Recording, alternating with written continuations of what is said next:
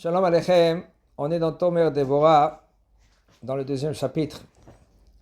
Il nous a dit déjà hier qu'il y a des pansements qu'un homme que lui il peut se mettre. Il ne faut pas qu'il attend que ça vienne d'en haut. Et là, le fait que toi tu travailles à Vodat Hashem, tu peux Bezat Hashem éviter beaucoup des choses. Tu peux éviter. Et quel était le pansement? Il a dit de accepter le fait que on te néglige, le fait qu'on t'insulte, on te crie, tout ce que tu veux, mais il faut une préparation de cela. C'est très difficile de nos jours.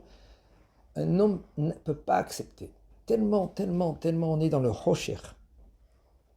On n'accepte pas. Je dis même des gens ils étudient la Torah, même des gens qui sont en plein dedans dans la Torah. Tu leur dis un mot, il s'est vexé le bonhomme. C'est à toi maintenant à accepter, à travailler sur toi-même. N'attends pas les autres. Il ne faut pas dire, t'as vu celui-là, t'as vu celui-là, t'as vu celui-là. Quand tu vas montrer après ça maintenant en haut, tu vas t'en rendre des comptes, tu vas être seul.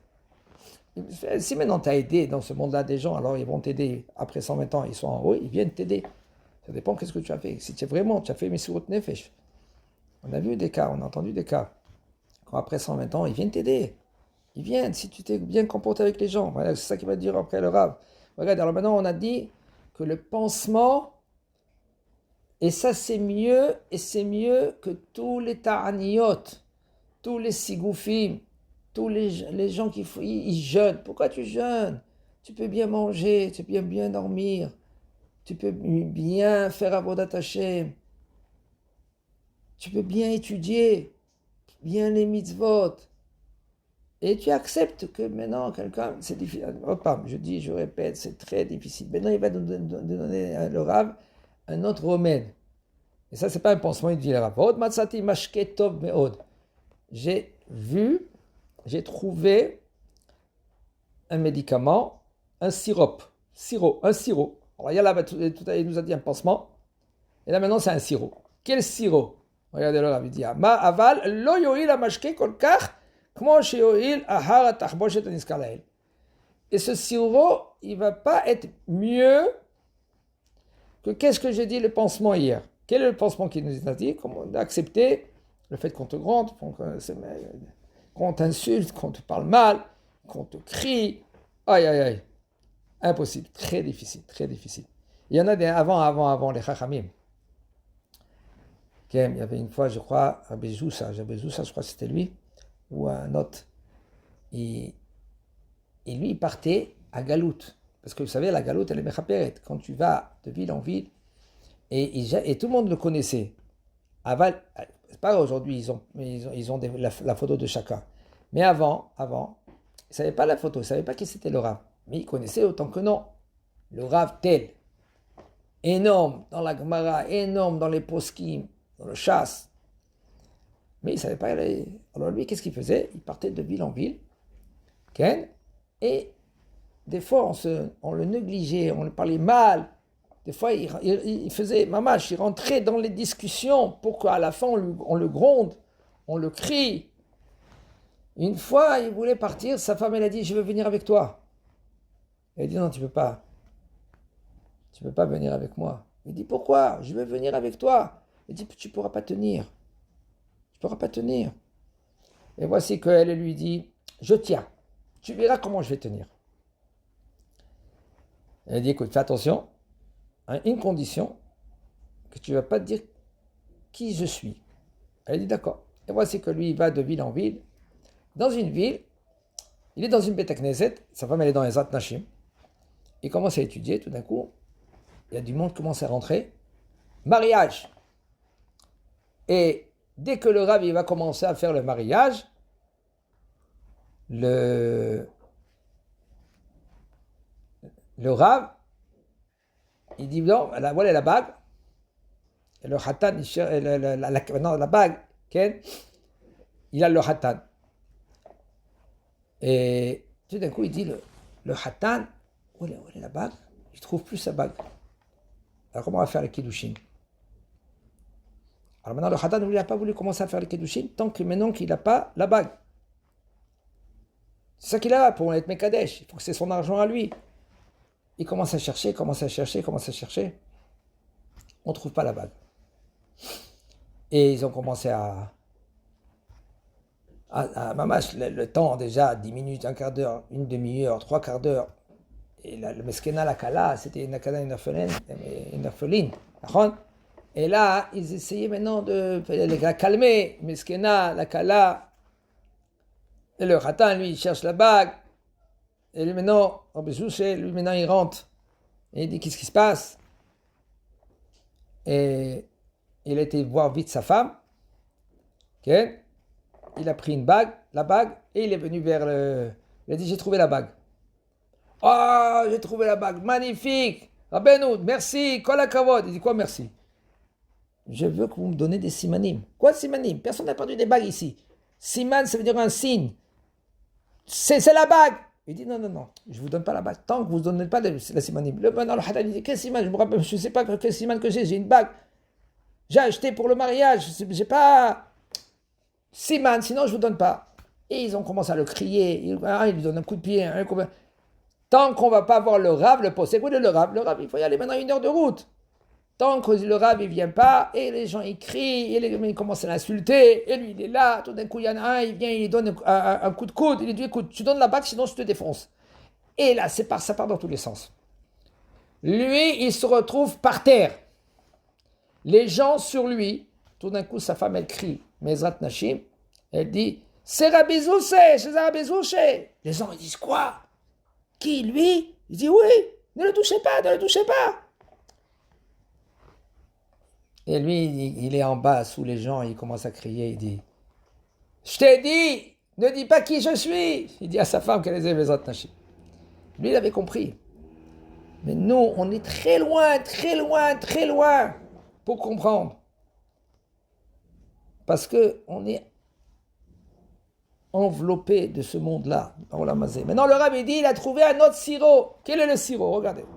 Il dit, le Rav, Arishon ou lechabed, Anivraim kulam. De donner le kavod. Kavod, c'est le respect à toute créature.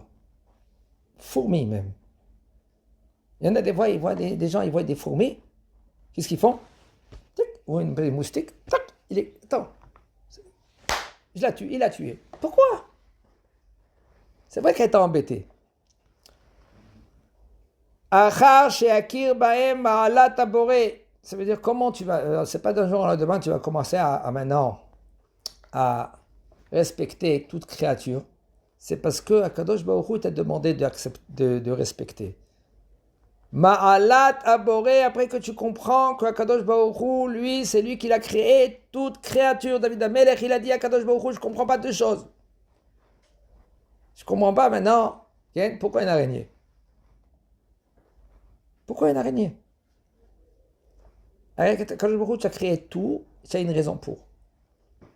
Et l'araignée, pourquoi tu as créé? Akadosh Baruch Hu a dit, tu verras. Voici qu'il se sauvait de Shaoul Amelech. Et voici qu'ils ont vu les soldats de David Amelech, ils l'ont vu. Et ils ont couru derrière lui. Lui, il est rentré dans la grotte. Okay. Et tout de suite, l'araignée, elle est venue. C'était un S. Et il a commencé à faire son araignée. Son étoile, excusez-moi. Son étoile. Et les soldats, ils ont dit, bon, c'est impossible qu'il est rentré par là. Parce que s'il est rentré par là, l'étoile, maintenant, il ne va pas se faire en 1 seconde. L'étoile. Hein, comment? Toile. Une toile. Une toile. Elle ne va pas se faire dans quelques minutes.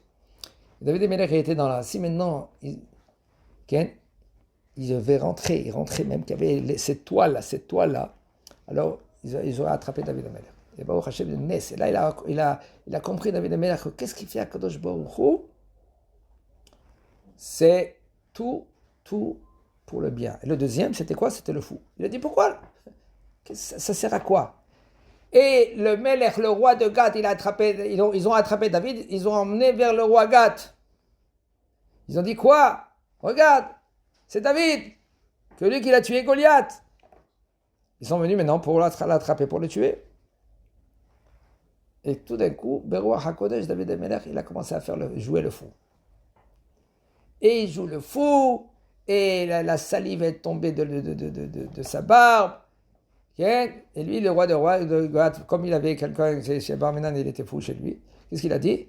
Il a dit, est-ce qu'il lui manque maintenant des fous chez lui? Et il n'a pas compris que c'était David. Il a cru que c'était un fou. Il a dit, allez, jette-le. Ils l'ont jeté, et comme ça, il a vécu. Bon, maintenant, le deuxième, il nous dit le deuxième remède. Ça, c'est pas un pansement. Et là, c'est quoi? C'est le fait, c'est un sirop. Quel sirop? De donner le kavod à chaque bria. Chaque bria, chaque créature. Plus forte raison, un homme. Peu importe quel homme qu'il est. Le plus bas des plus bas. Lui donner le kavod. On ne parle pas maintenant quelqu'un qui vient et qui vient maintenant tuer quelqu'un, c'est sûr, quelqu'un qui vient tuer, toi tu te réveiller un jour avant et tu vas le tuer. On ne parle pas de ça, on parle de maintenant, donne le kavod, respect. Il y en a des gens comment on néglige les enfants. Allez, va, dégage. Pourquoi tu parles pas comme ça? Pourquoi tu parles comme ça? Pourquoi maintenant tu ne lui donnes pas le kavod? Casse-toi de là. Comme il y a des gens qui parlent. Même en Israël, même en Chutz La'aretz. Comment les gens y parlent? Vechen kol hanivraim chachmat hayotzer bahem. HaKadosh Baruch Hu, il a donné une sagesse énorme dans toute créature. Comme il dit Shlomo HaMelech, feignant que tu es. Regarde maintenant la fourmi. Combien de temps elle vit, la fourmi? Mais quelques mois.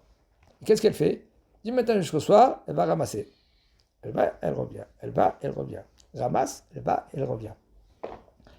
Pourquoi? Pour 6 mois. Elle croit qu'elle va vivre l'éternité. C'est feignant, on va voir la fourmi. Tu veux savoir maintenant comment être tsanoua, pudique? On va voir maintenant le chat, comment il est. Etc., etc. La nature, les hommes, tout homme peut nous apprendre des choses extraordinaires. Comme il dit Shlomo HaMelech, mais comme la médaille Iskalti. Je suis venu sage, intellect, grâce à tout cela qui m'apprend. Qui? Hommes, femmes, petits, grands, animaux, la nature. Avoir la patience. On n'a pas de patience. Vois la nature, vois Kadosh Baruch Hu. Kadosh Baruch Hu, regarde apprendre la patience qu'il a, Kadosh Baruch Hu, vers nous. Un mot, il a dit Osha ben Be'eri. Un mot, il a dit. Contre Am Israël. Kadosh Baruch Hu, il a dit, c'est une question extraordinaire.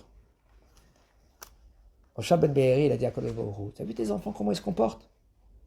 T'as vu comment ils t'ont laissé? Kadosh Baruch Hu, il a dit, c'est il y a une femme là-bas, marie-toi avec elle. Quoi? Il ne pose pas de questions.